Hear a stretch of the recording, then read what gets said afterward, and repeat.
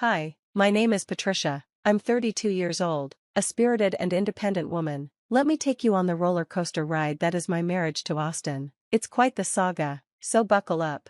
Austin and I, like any couple, have had our share of highs and lows. I love him deeply, but there has always been a shadow over our relationship. His mother, Martha, no matter how hard I tried, nothing I did seemed to satisfy her. At family gatherings, she'd critique my cooking as if she were a Michelin star chef, nitpicking everything from the flavor to the presentation. It didn't stop there. Martha had a way of belittling my accomplishments too. When I shared the exciting news of a promotion at work during a dinner party, she dismissed it with a casual remark about her friends' children achieving far greater things. Even our wedding day wasn't spared. She whispered her disapproval to anyone who'd listen, casting a shadow over what should have been one of the happiest days of my life. You'd think Austin would defend me, but he seemed blind to her behavior. His silence cut deeper than Martha's words. I wished he'd stand up for me, for us. His father, Raymond, would occasionally call out Martha's actions, but I needed Austin to do it. Each time he remained passive. It felt like a small, sharp cut, a painful reminder that I wasn't his priority.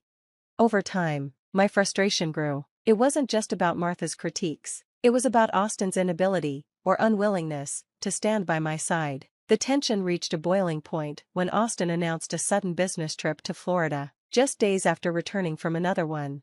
Another trip? Really, Austin? I asked, bewildered. It's an important meeting. It can't wait, he replied, brushing off my concerns. Why Florida? And why now? Can't someone else handle it? His vague explanations only fueled my suspicions, but I didn't press the issue further. Instead, I tried to convince myself it was just business, though doubt lingered in my mind. As the trip progressed, things felt increasingly off. Austin insisted on audio calls instead of FaceTime, blaming poor hotel Wi-Fi. Babe, don't worry, he said, but his reassurances didn't sit right. Once, during a call, I heard a woman's voice in the background. When I asked about it, he brushed it off, claiming it was just hotel staff. The trust that anchored our relationship began to crack. Conversations grew shorter, and his excuses felt more implausible. By the fourth day, I couldn't ignore the gnawing feeling that something was wrong. I attempted to FaceTime him again, desperate for clarity. This time, when the call connected, it wasn't Austin who appeared on the screen, it was Martha. She was lounging in a beach chair, wearing sunglasses, looking utterly relaxed. Martha, what are you doing there? Where's Austin? I asked, my voice trembling with shock. With a smug smile, she replied, Oh, Patricia, dear, you didn't really think he was on a business trip, did you? Honestly, he didn't need to hide this from you, but I suppose it shows how pushy you can be. Her words hit me like a slap. Austin had lied to me, and there was his mother, basking in the sun, as if her betrayal was nothing. So, you're telling me you both planned a secret vacation without me? I demanded, anger bubbling up inside. Well, yes, she admitted nonchalantly, as if it were the most natural thing in the world. I pressed for answers, needing to understand. I wanted to visit my hometown, and I wanted to do it with my son. Is that really so wrong? Martha responded as though it were the most natural thing in the world, completely dismissing my feelings. Her nonchalant attitude toward their deceit was beyond frustrating. It felt like a betrayal. Why did you feel the need to keep this a secret? Why leave me out? I asked, my voice heavy with confusion and hurt. Martha answered calmly, This trip was meant just for me and my son. It's our special time together. I couldn't hide my dismay. But I'm his wife, shouldn't I be included? This could have been an opportunity for us to work through things, and honestly, I could have used a break, too. Her response was blunt, almost indifferent. Well, you didn't get a vacation, sorry about that, but that's just how it is. Her dismissive tone stung, but I tried to keep my composure, setting aside your attitude for a moment. I just want to make it clear, even if you planned this trip without me, I could have handled it if you'd been honest from the start. The secrecy isn't necessary. Martha, however, didn't hold back. We kept it a secret because we didn't want you to know. It wasn't about whether you'd mind or not. We just didn't want you to be a part of it. Your constant calls, though, made us tell you the truth.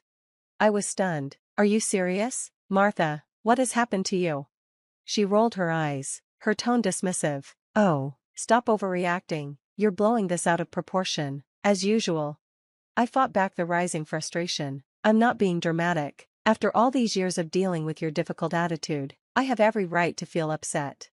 Martha tried to downplay the situation. Oh, Patricia dear, sometimes it's better not to know everything your husband does. It was just a small getaway, a special moment for us. You wouldn't understand.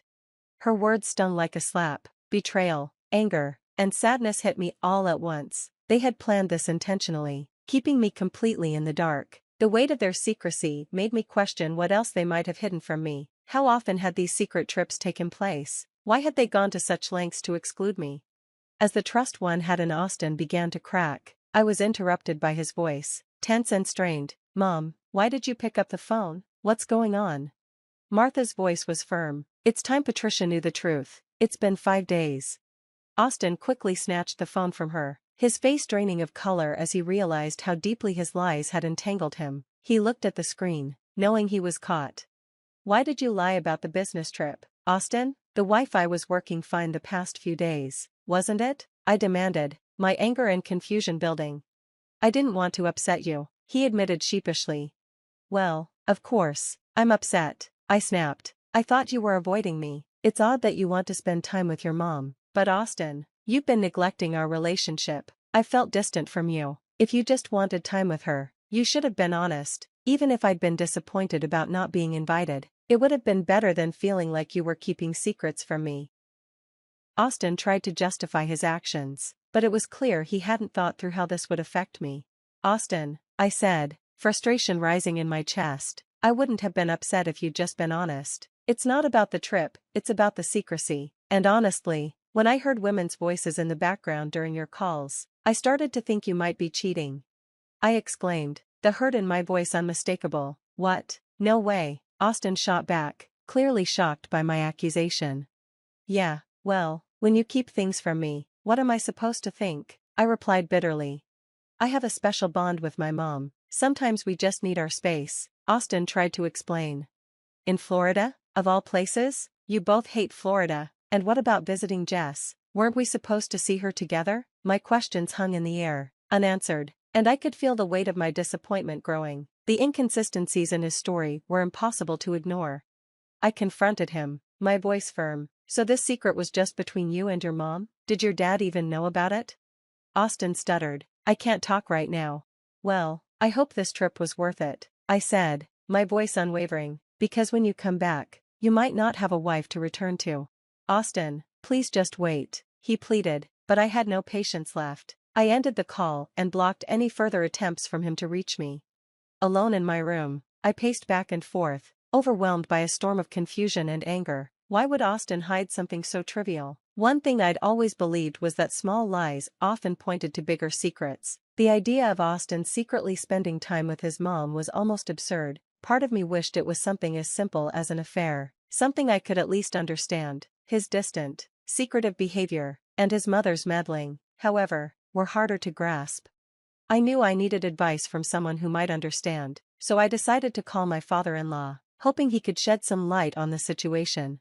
Hey, it's Patricia. I need to talk to you about something important, I said as soon as he answered.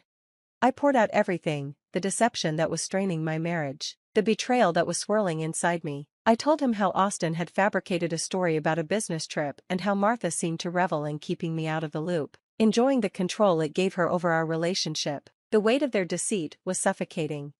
I could hear Raymond's shock and hurt in his voice. What? I had no idea about any of this. I'm so sorry, Patricia, he said, his tone serious and filled with concern. He paused for a moment before continuing. Martha told me she was going to Florida to mend things with her mother. I believed her. I corrected him, my voice firm. Austin just confessed. They weren't planning to visit Jessica at all. She doesn't even know about any supposed visit.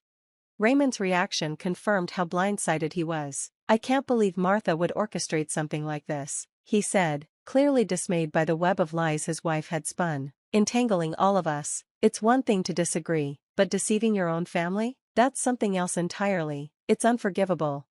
I felt the same. The deceit was too deep to simply overlook. They both need to learn a lesson, I replied, my anger fueling a new determination to set things right. Our conversation ended with plans and mutual encouragement to face what was ahead.